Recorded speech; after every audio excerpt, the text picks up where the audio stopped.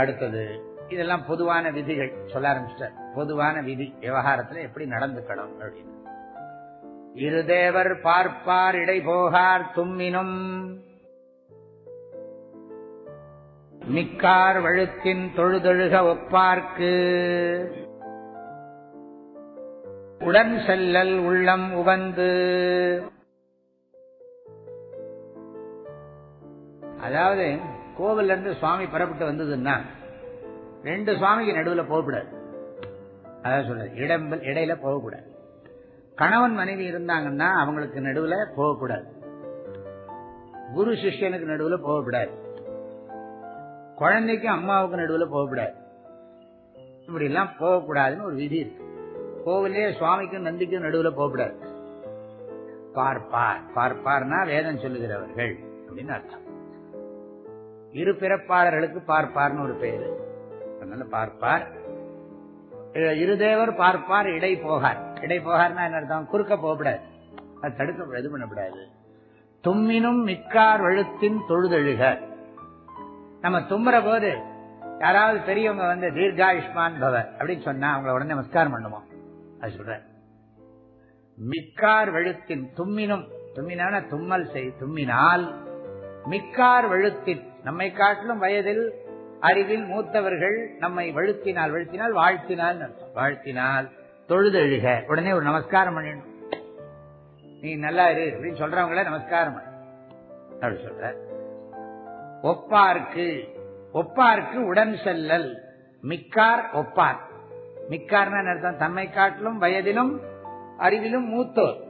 ஒப்பார்னா என்ன அர்த்தம்? ஈக்குவல் நண்பர்கள். உடன் செல்லல் உள்ளம் உவந்து. ஃப்ரெண்டு கூட சந்தோஷமா போகணும். உவந்து செல்லல். உவந்து உள்ளம் உவந்து உடன் செல்லல். ஒப்பார்க்கு பொதுவா தான் இருக்கு. இவர் கிளம்புறச்ச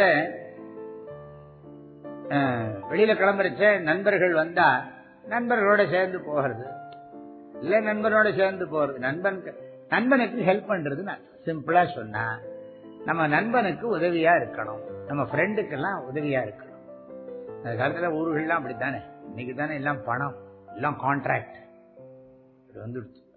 அப்பெல்லாம் வீட்டுல ஒரு சின்ன விழான்னா எல்லாம் ஊரே திரண்டும். எல்லாரும் வந்து வீட்டுல இந்த வீட்டுல வேலை செய்வாங்க. எல்லாம் இது பண்ண ஊருக்குள்ள முடிவெடுத்து கல்யாணம்னா போய் அவங்க வீட்டுல கல்யாணம் அந்த வீட்டுல நடக்காது. ஏன்னு கேட்டா அவங்க வீட்டு கல்யாணத்துக்கு எல்லாரும் போகணும். அதனால திட்டம் போட்டு எல்லாம் பண்ணுவாங்க. வந்து இவங்க வீட்டுல ஒரு 15 நாளைக்கு முன்னாடி அந்த பட்சணம் செய்யறது இந்த பட்சணம் செய்யறது அந்த இது இதே வாழ்க்கை நடந்தது. எல்லாம் அக்ரிகல்ச்சர் பேஸ்ட் லைஃப் ஸ்டைல், விவசாயம் சார்ந்த வாழ்க்கை. அதனால அது போட்டுவிட்டா பயிர் கொஞ்சம் பார்த்துக்கலாம், பகவான் பார்த்துப்பார் கொஞ்சம். அதனால இதெல்லாம் நடக்கும். அதுலதான் ராமாயணங்களும் மகாபாரதம் படிக்கிறதும் இந்த கலைகளும் எல்லாம் வளர்ந்ததெல்லாம் அதுதான். தஞ்சாவூர் மாவட்டம்னா அப்படித்தானே இருந்தது. தஞ்சாவூர்ல எங்க பார்த்தாலும் கோவிலும் சோழவள நாடு சோறுடைத்து. சோறுனா மோட்சம், சாப்பாடும் கிடைக்கும் மோட்சமும் கிடைக்கும். சோறு போட்டு சோறு பெற்றார் அப்படின்னு இளையான்குடி மாறனார் பத்தி சேக்கிழார் சொல்லியிருக்கார். சோறு போட்டு சோறு பெற்றார். சோறுன்னா சாப்பாடு, சோறுனா இன்னொரு சோறுனா மோட்சம். சோறு போட்டு சோறு பெற்றார்.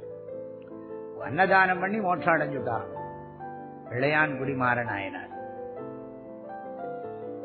அதனால ஒப்பார்க்கு உடன் செல்லல் உள்ளம் உவந்து. அதாவது நம்ம ஃப்ரெண்டோட நமக்கு ஃப்ரெண்ட்ஸுக்கு எல்லாம் ஹெல்ப்ஃபுல்லா இருக்கணும். நண்பர்களுக்கு உதவியா இருக்கணும். மனித நேயம், மனித அன்புதான். அன்பா இருக்கணும்ங்கிறது அர்த்தம்.